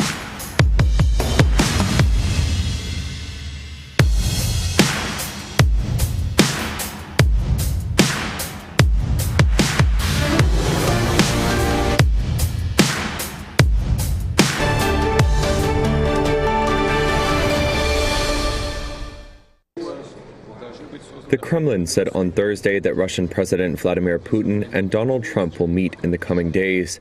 That comes as the U.S. president seeks a breakthrough to end the Ukraine war, the deadliest conflict in Europe since World War II, and as Trump has expressed mounting frustration with his Russian counterpart. Trump had previously set a deadline for Russia to agree to peace in Ukraine or face new sanctions by Friday. He was asked on Thursday whether that deadline still stood. Now it's going to be up to him. We're going to see what he has to say. Trump said his meeting with Putin was not conditional on the Russian leader first meeting with Ukraine's Volodymyr Zelensky. Does Putin have to meet with Zelensky in order and before you and Putin have to meet? Or No. Zelensky spoke on Thursday to European leaders. In a post on X afterwards, he said Europe must be involved in the peace process. He added that various possible bilateral and trilateral meeting formats had been discussed on a call with Trump the day prior, and that, quote, Ukraine is not afraid of meetings and expects the same brave approach from the Russian side. Meanwhile, Putin, when asked on Thursday about the possibility of meeting Zelensky, said he was willing in principle, but the conditions for a face-to-face with the Ukrainian leader were far from being met. Russia's deputy UN ambassador said he was not aware of any planned meeting between the two leaders. Trump has threatened new sanctions from Friday against Russia and countries that buy its exports, unless Putin agrees to end the 3.5-year conflict. Earlier this week, Trump imposed higher tariffs against India for buying Russian oil. He said at the time that similar additional duties may follow on China, the other top buyer of Russian crude oil. It was not clear if he would announce further steps should his Friday ceasefire deadline expire without a deal. Hi, I'm Jasmine Levin, and I proudly own and operate Puppy Lovin'. Puppy Lovin' is a pet care salon dedicated to caring for your furry companions. We provide certified dog grooming services along with boarding and doggy daycare. Our facility is family-owned and operated and promise personalized care for every pet that comes through our doors. If you're worried about your furry friend being lonely when you're gone, we also have on-site personnel 24/7 just for their comfort. Follow us on Facebook and call or text us at 814-758-9259 to make an appointment today. Anyone with a kind and generous heart and a little money can be a philanthropist. You too can be a force for good in our community, and the Crawford Heritage Community Foundation is here to help you make the most of your charitable giving. We've partnered with hundreds of people like you to make our world and our community a better place. You can give through us to support scholarships or any charitable organization or purpose. Whether you're interested in establishing a permanent endowment or adding to an existing fund, we want to be a part of your plan. Contact us when you're ready to make your mark. Together, we can make your contribution go further. The Gordon B. Garrett Funeral Home has been serving the needs of Titusville and surrounding communities since 1965. Mr. Garrett believed in tradition and commitment to excellence, standards that have been passed down from one generation to now a new generation, who will work to provide you with a beautiful, lasting tribute to your loved one. When you need them, they will be there for you. This has been their foundation for almost 60 years. The Gordon B. Garrett Funeral Home, 303 North Washington Street in Titusville. Thinking about switching to 5G home internet? Think again. Unlike Zoom from Armstrong, 5G home internet is delivered by a cell tower. The further away you are, or the more devices connected to that tower, the slower your internet is. Cell phone providers also play favorites. When their network gets busy, cell phones win, and your home internet pays the price. Stick with Armstrong to get more data, more speed, and internet whenever you need it, not whenever they want. Armstrong, keeping you connected. Sheer Design is Titusville's exclusive Paul Mitchell focused salon. This full-service salon specializes in coloring, cuts, nails, and tanning. Owner Angela Saxon has over 20 years experience as a Paul Mitchell professional. She and her licensed staff offer all cuts and styles for men and women of all ages. Call 814-827-0010 or stop in at 116 South Kerr Street in Titusville. J. Gill Plumbing and Heating takes pride in being the premier heating and air conditioning service provider in the area. With over 30 years of experience, our highly skilled and certified technicians will work closely with you to address your heating and air conditioning repair, installation, or maintenance needs. Our team is dedicated to making your home the ultimate place of comfort. Call today to get a free estimate. We also offer financing options and membership opportunities that provide peace of mind and cost savings. Call J. Gill Plumbing and Heating today or visit them online 24/7 at jgillplumbingheating.com. If you're looking for a professional massage therapist, Tranquil Moments Massage in Titusville is here for you. Ray and Rauch graduated from Slippery Rock University with a bachelor's degree in exercise and rehabilitative sciences with an emphasis in athletic training. Tranquil Moments offers a wide range of services from Swedish massage to deep tissue, sugar scrubs to hot towel inclusion therapy. Like them on Facebook and visit their website to learn more about all the services they offer. Tranquil Moments Massage in Titusville.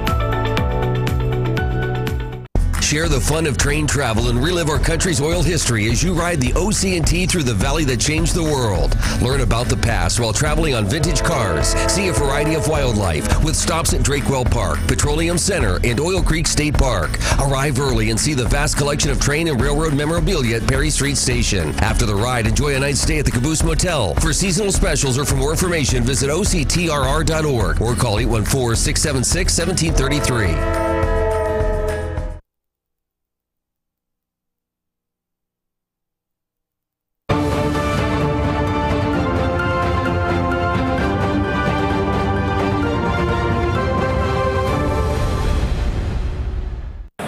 U.S. stocks ended mixed on Thursday, with the Dow dropping about 0.5%, the S&P 500 closing essentially flat, and the Nasdaq ticking up about 0.3%. Investors digested a Bloomberg report early in the session that Fed Governor Christopher Waller was President Donald Trump's top candidate for central bank chair. Trump has been highly critical of current chair Jerome Powell for holding off on cutting interest rates as the Fed weighs the potential inflationary effects of Trump's tariffs. Higher tariffs on imports from dozens of countries kicked in on Thursday, raising the average import duty to its highest in a century. Adam Coons is Chief Investment Officer at Winthrop Capital Management. The other thing hitting markets today is the fact that tariffs kick in, and while we still have quite a bit of negotiating to do country by country, they are enacted. And so that is going to weigh on different aspects of the market, the supply chain, pricing. And so I think right now it's a lot of that digestion on, how long are negotiations going to take for different countries? What do they look like in the end? Stocks on the move Thursday included Eli Lilly, which plummeted more than 14% after data from its experimental weight loss pill disappointed. Shares of cybersecurity firm Fortinet tumbled 22% after the company delivered a revenue forecast below Wall Street estimates. And shares of Pinterest climbed more than 12% in extended trading after the social media platform beat analysts' estimates for second quarter revenue. Rapid growth among Gen Z users, along with the platform's AI-powered marketing tools, have made the company attractive to advertisers.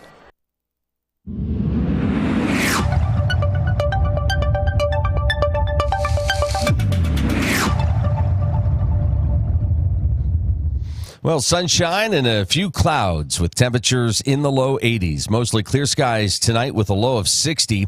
Saturday, mostly sunny, mid-80s. Sunday, sunshine, upper 80s. Monday, mostly sunny, a high of 90. Tuesday, mostly sunny with temperatures in the upper 80s. Meadville this morning at 68 degrees. Things really warming up out there. Cambridge Springs, Edinburgh 66, Titusville 63, Franklin this morning 63, Oil City 60 degrees here at 8:39. This is the Morning Drill. You're watching it on Stream TV and on the Armstrong Neighborhood Channel.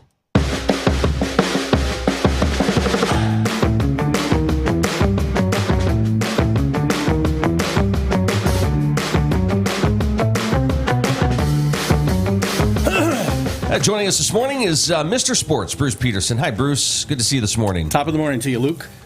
It'll be a nice weekend at least, right? Yeah. I was noticing on the forecast that all the nights were in the 60s, in the mid-60s. So if it gets hot in the daytime, it'll cool down at night, which makes it comfortable.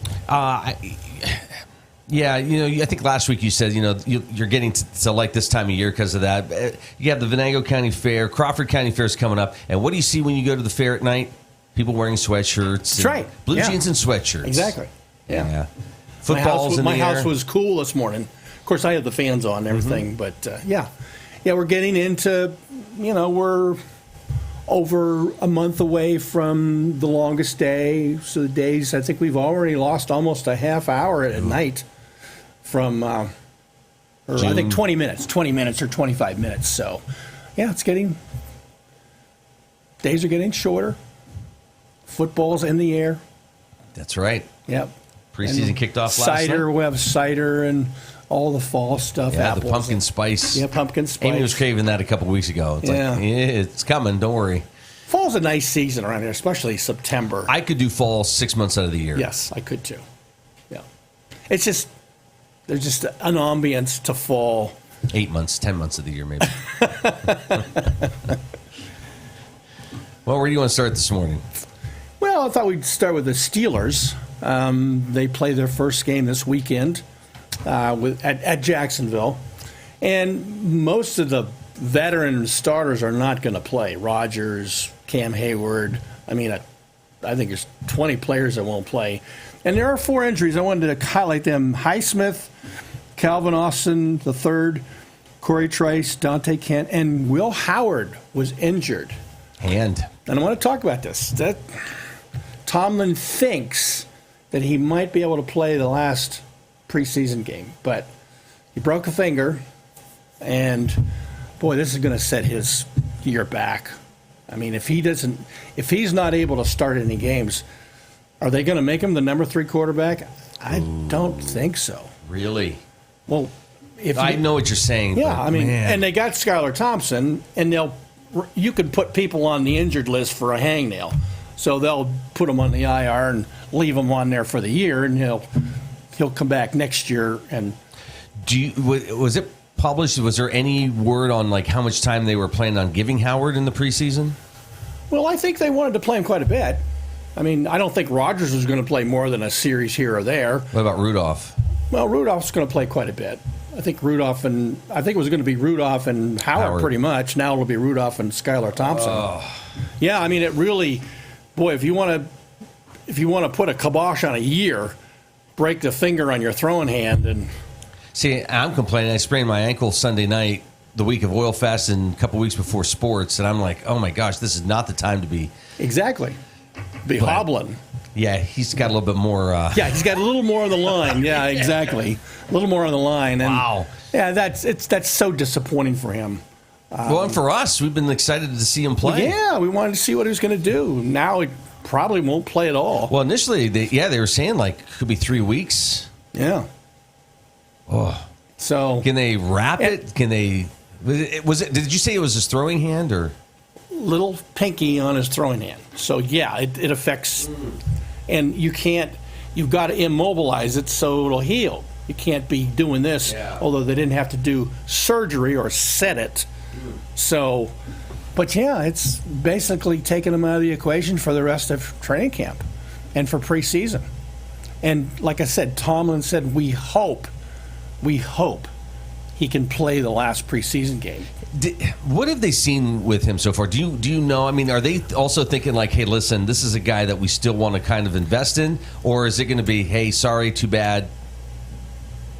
No, I think they like, I mean, I read the blogs all the time, and I think they liked what they were seeing. He was being productive, and he was spending a lot of time with Rodgers.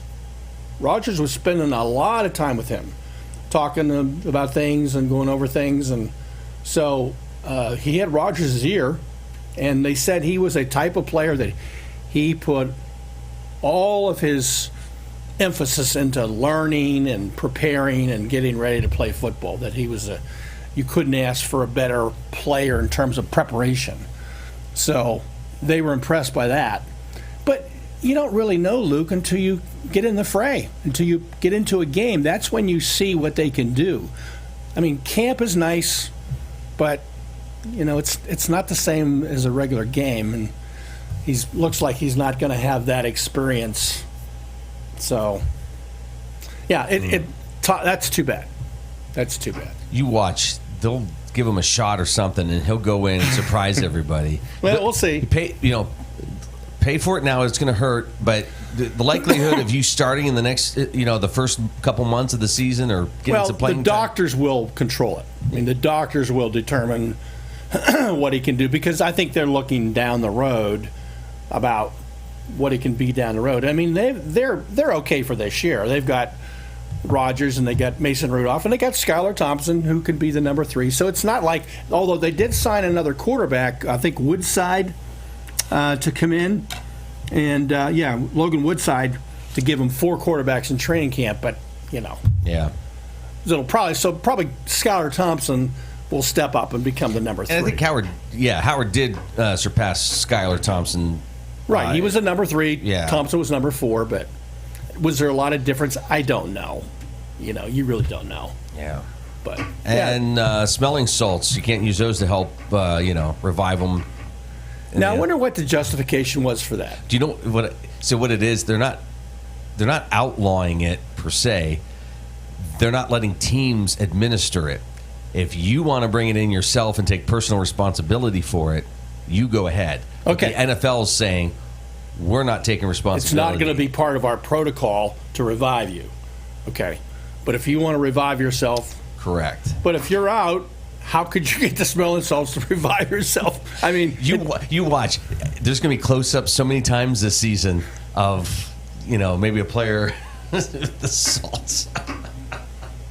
What do you think the justification was? For doing that? Yeah. Is it masking like concussion symptoms. Oh, okay. And I think that's it. They don't want somebody to come back on the NFL or a team saying, hey, I really had a concussion. But they're already really conservative about that now. I mean, they take them on the sideline, and the doctors take over. I mean, the doctors take over for the concussion protocol, and they control things. It's not the team. It's not the coaches. The doctors determine whether he's going to go in the game or not. It's not the coaches. But that's if it's. I think if it's really obvious that it looks like it was some sort of a head shot or something, right. Where if you get a guy that gets knocked around in there and just goes off the sidelines and he's sitting there going, well, I think I got knocked pretty hard. All right, let me do some smelling salts and then I'll go back in. Instead of saying, hey, check me out. Yeah. So. Well, I think, too, players are more into taking care of themselves than maybe they would have been in the past, because I think they're aware now of the medical problems you can have later in life if these things are not dealt with properly. On top of adding more games to the season. Yeah, and I was going to talk about that today. The 18th game can't be added unless the players approve it. So the NFL can want to do it, but the players got to vote on it and approve it. So I think the NFL wants to do it, but will the players let them? I don't know. Of course, the answer will be, well, more money. Yeah. Well, yeah. I think they should have stayed at 16 games. That's just my. I'm just trying to think, Bruce. Are you watering the product down a little bit? Because aren't you going to have guys that say, listen, at least one game a season, don't start me, or I'm not going to play as much. They're doing that in the NBA? Players are saying, well, I want to take some games off.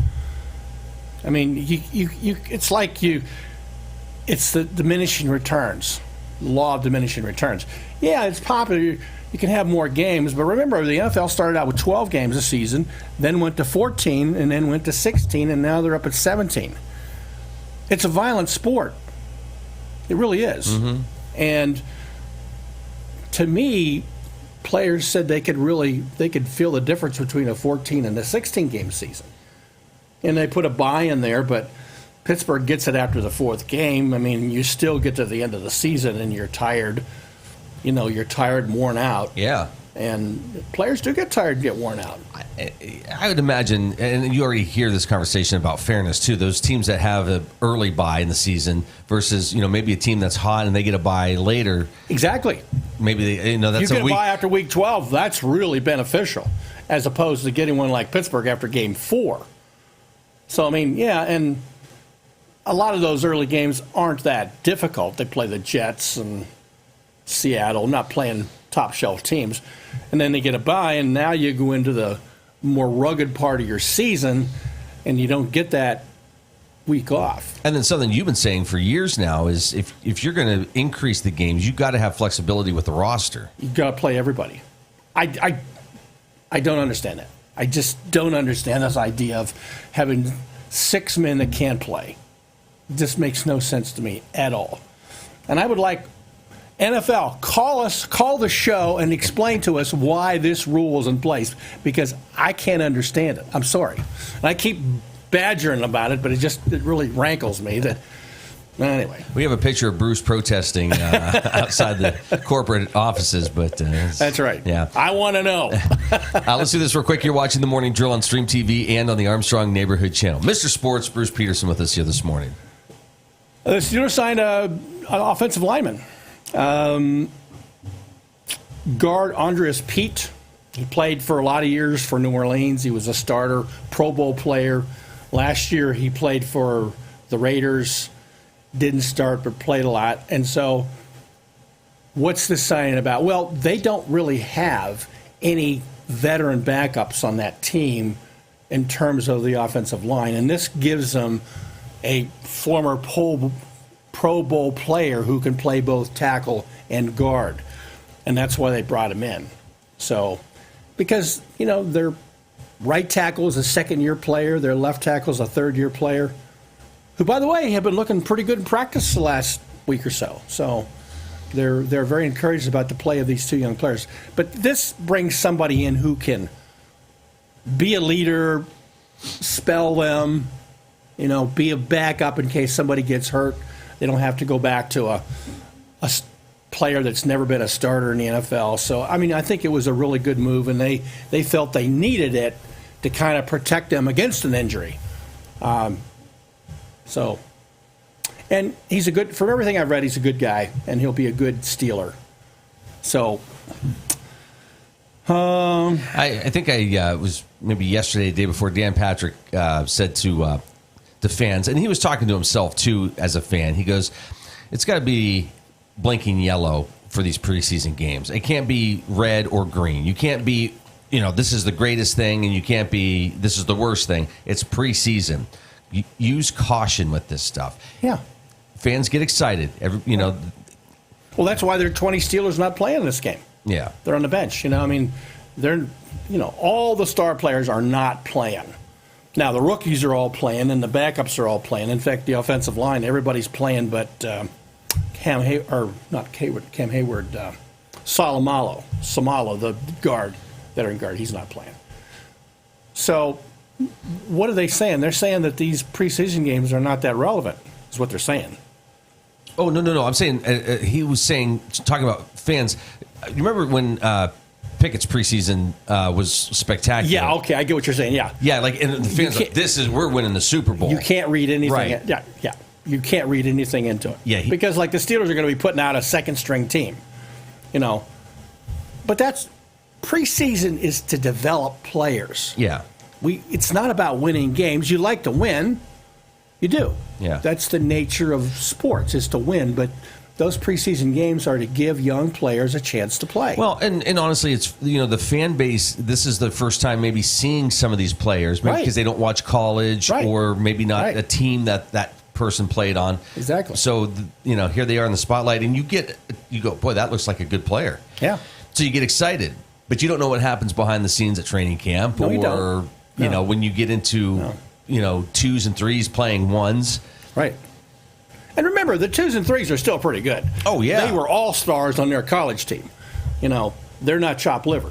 But that's the beauty of the NFL is the good players. They're really good. Yeah. So he was just saying, use caution when you watch these games. Exactly. Don't get too excited. Don't get too negative. I remember the Pickett thing. We all thought. I got caught up too. I said, oh my goodness, this guy's just superlative. Well, Yeah, I don't know. Well, we don't need to talk about this now. It just felt like the preseason, the plays were different than what we got when the season started, but shouldn't be. It should be the same plays because you're trying to practice the offense. But okay, I want to talk about Penn State. They're number 3 in the coaches poll. I did want to go over the coaches poll. Okay. I wanted to run down at least the top 10. The coaches poll are number 1 Texas, Ohio State 2, Penn State 3, Georgia 4, Notre Dame 5, Clemson 6, Oregon 7, Alabama 8th, LSU 9th, Miami 10th. And then it goes on down: Arizona State, Illinois, South Carolina, Michigan, Ole Miss, SMU, Florida, Tennessee, Indiana, Kansas State, Iowa State, Texas A&M, BYU, Texas Tech, Boise State. Pretty much the teams we always see there. No real surprise there. Although Penn State's number 3, Ohio State's number 2, Texas is number 1. So all 3 teams that were in the playoffs last year are going to be back this year. The whiteout game will be the 4th game of the season against Oregon on September 27th. And then their homecoming will be October 11th, which is also the stripe-out game. So they have a whiteout and then they have a stripe-out. So leave it to Penn State to come up with these great promotions to get the fans excited. And then Penn State has 2 byes this year. They have a bye on September 20th, and they have a bye October 25th. And they both come before big games. September 20th is before Oregon. October 25th is before Ohio State. Very convenient. Yeah. 2 of the toughest games they're going to play, they get a bye before. They're ready. That's big because you get rested up. And then you can prepare for these tough games because that'll be their 2 toughest games they play. So you're saying there's a chance. Well, it's kind of lining up. They got to play the games. Yeah. They got to play the games. Oh, that's exciting. Yeah, it is. It is.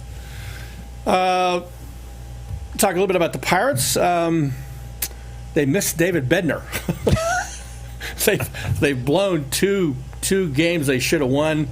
Which earlier in the season, that may have been a weird statement to say. Right.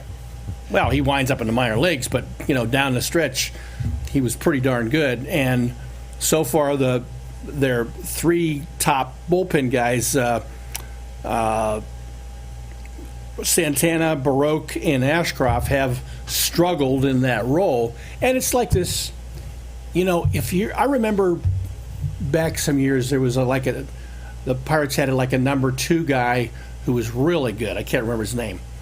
They trade the close. They move up to number 1.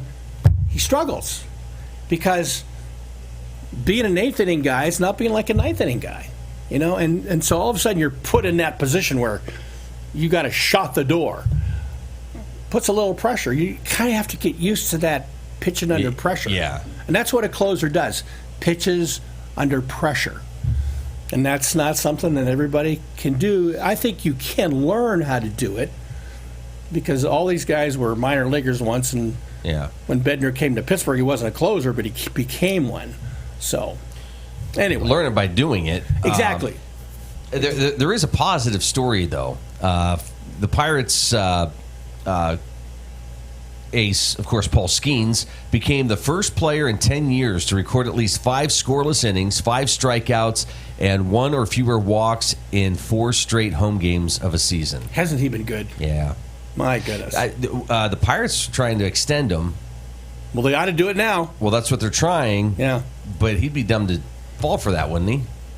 Well, it depends. It depends. He's a young guy, and does he like living in Pittsburgh? I don't know. Sometimes players like staying in one place and knowing where home is. Yeah. Not everybody has a wanderlust and wants to go play for the big boys, but like I said in the last week's show, when he becomes a free agent, just bring the Brinks truck. Well, but that's what I'm talking about. If you're Paul Skeens, are you thinking, okay, that's nice that the Pirates want to extend me, but yeah, I know if I just wait, I'm going to be getting a boatload of money. Now, he might be able to, they might be able to buy out the first 6 years, or the total control and arbitration, buy those years out, and that way they have cost certainty for the first, not be the next 4 years, because he has 2 years.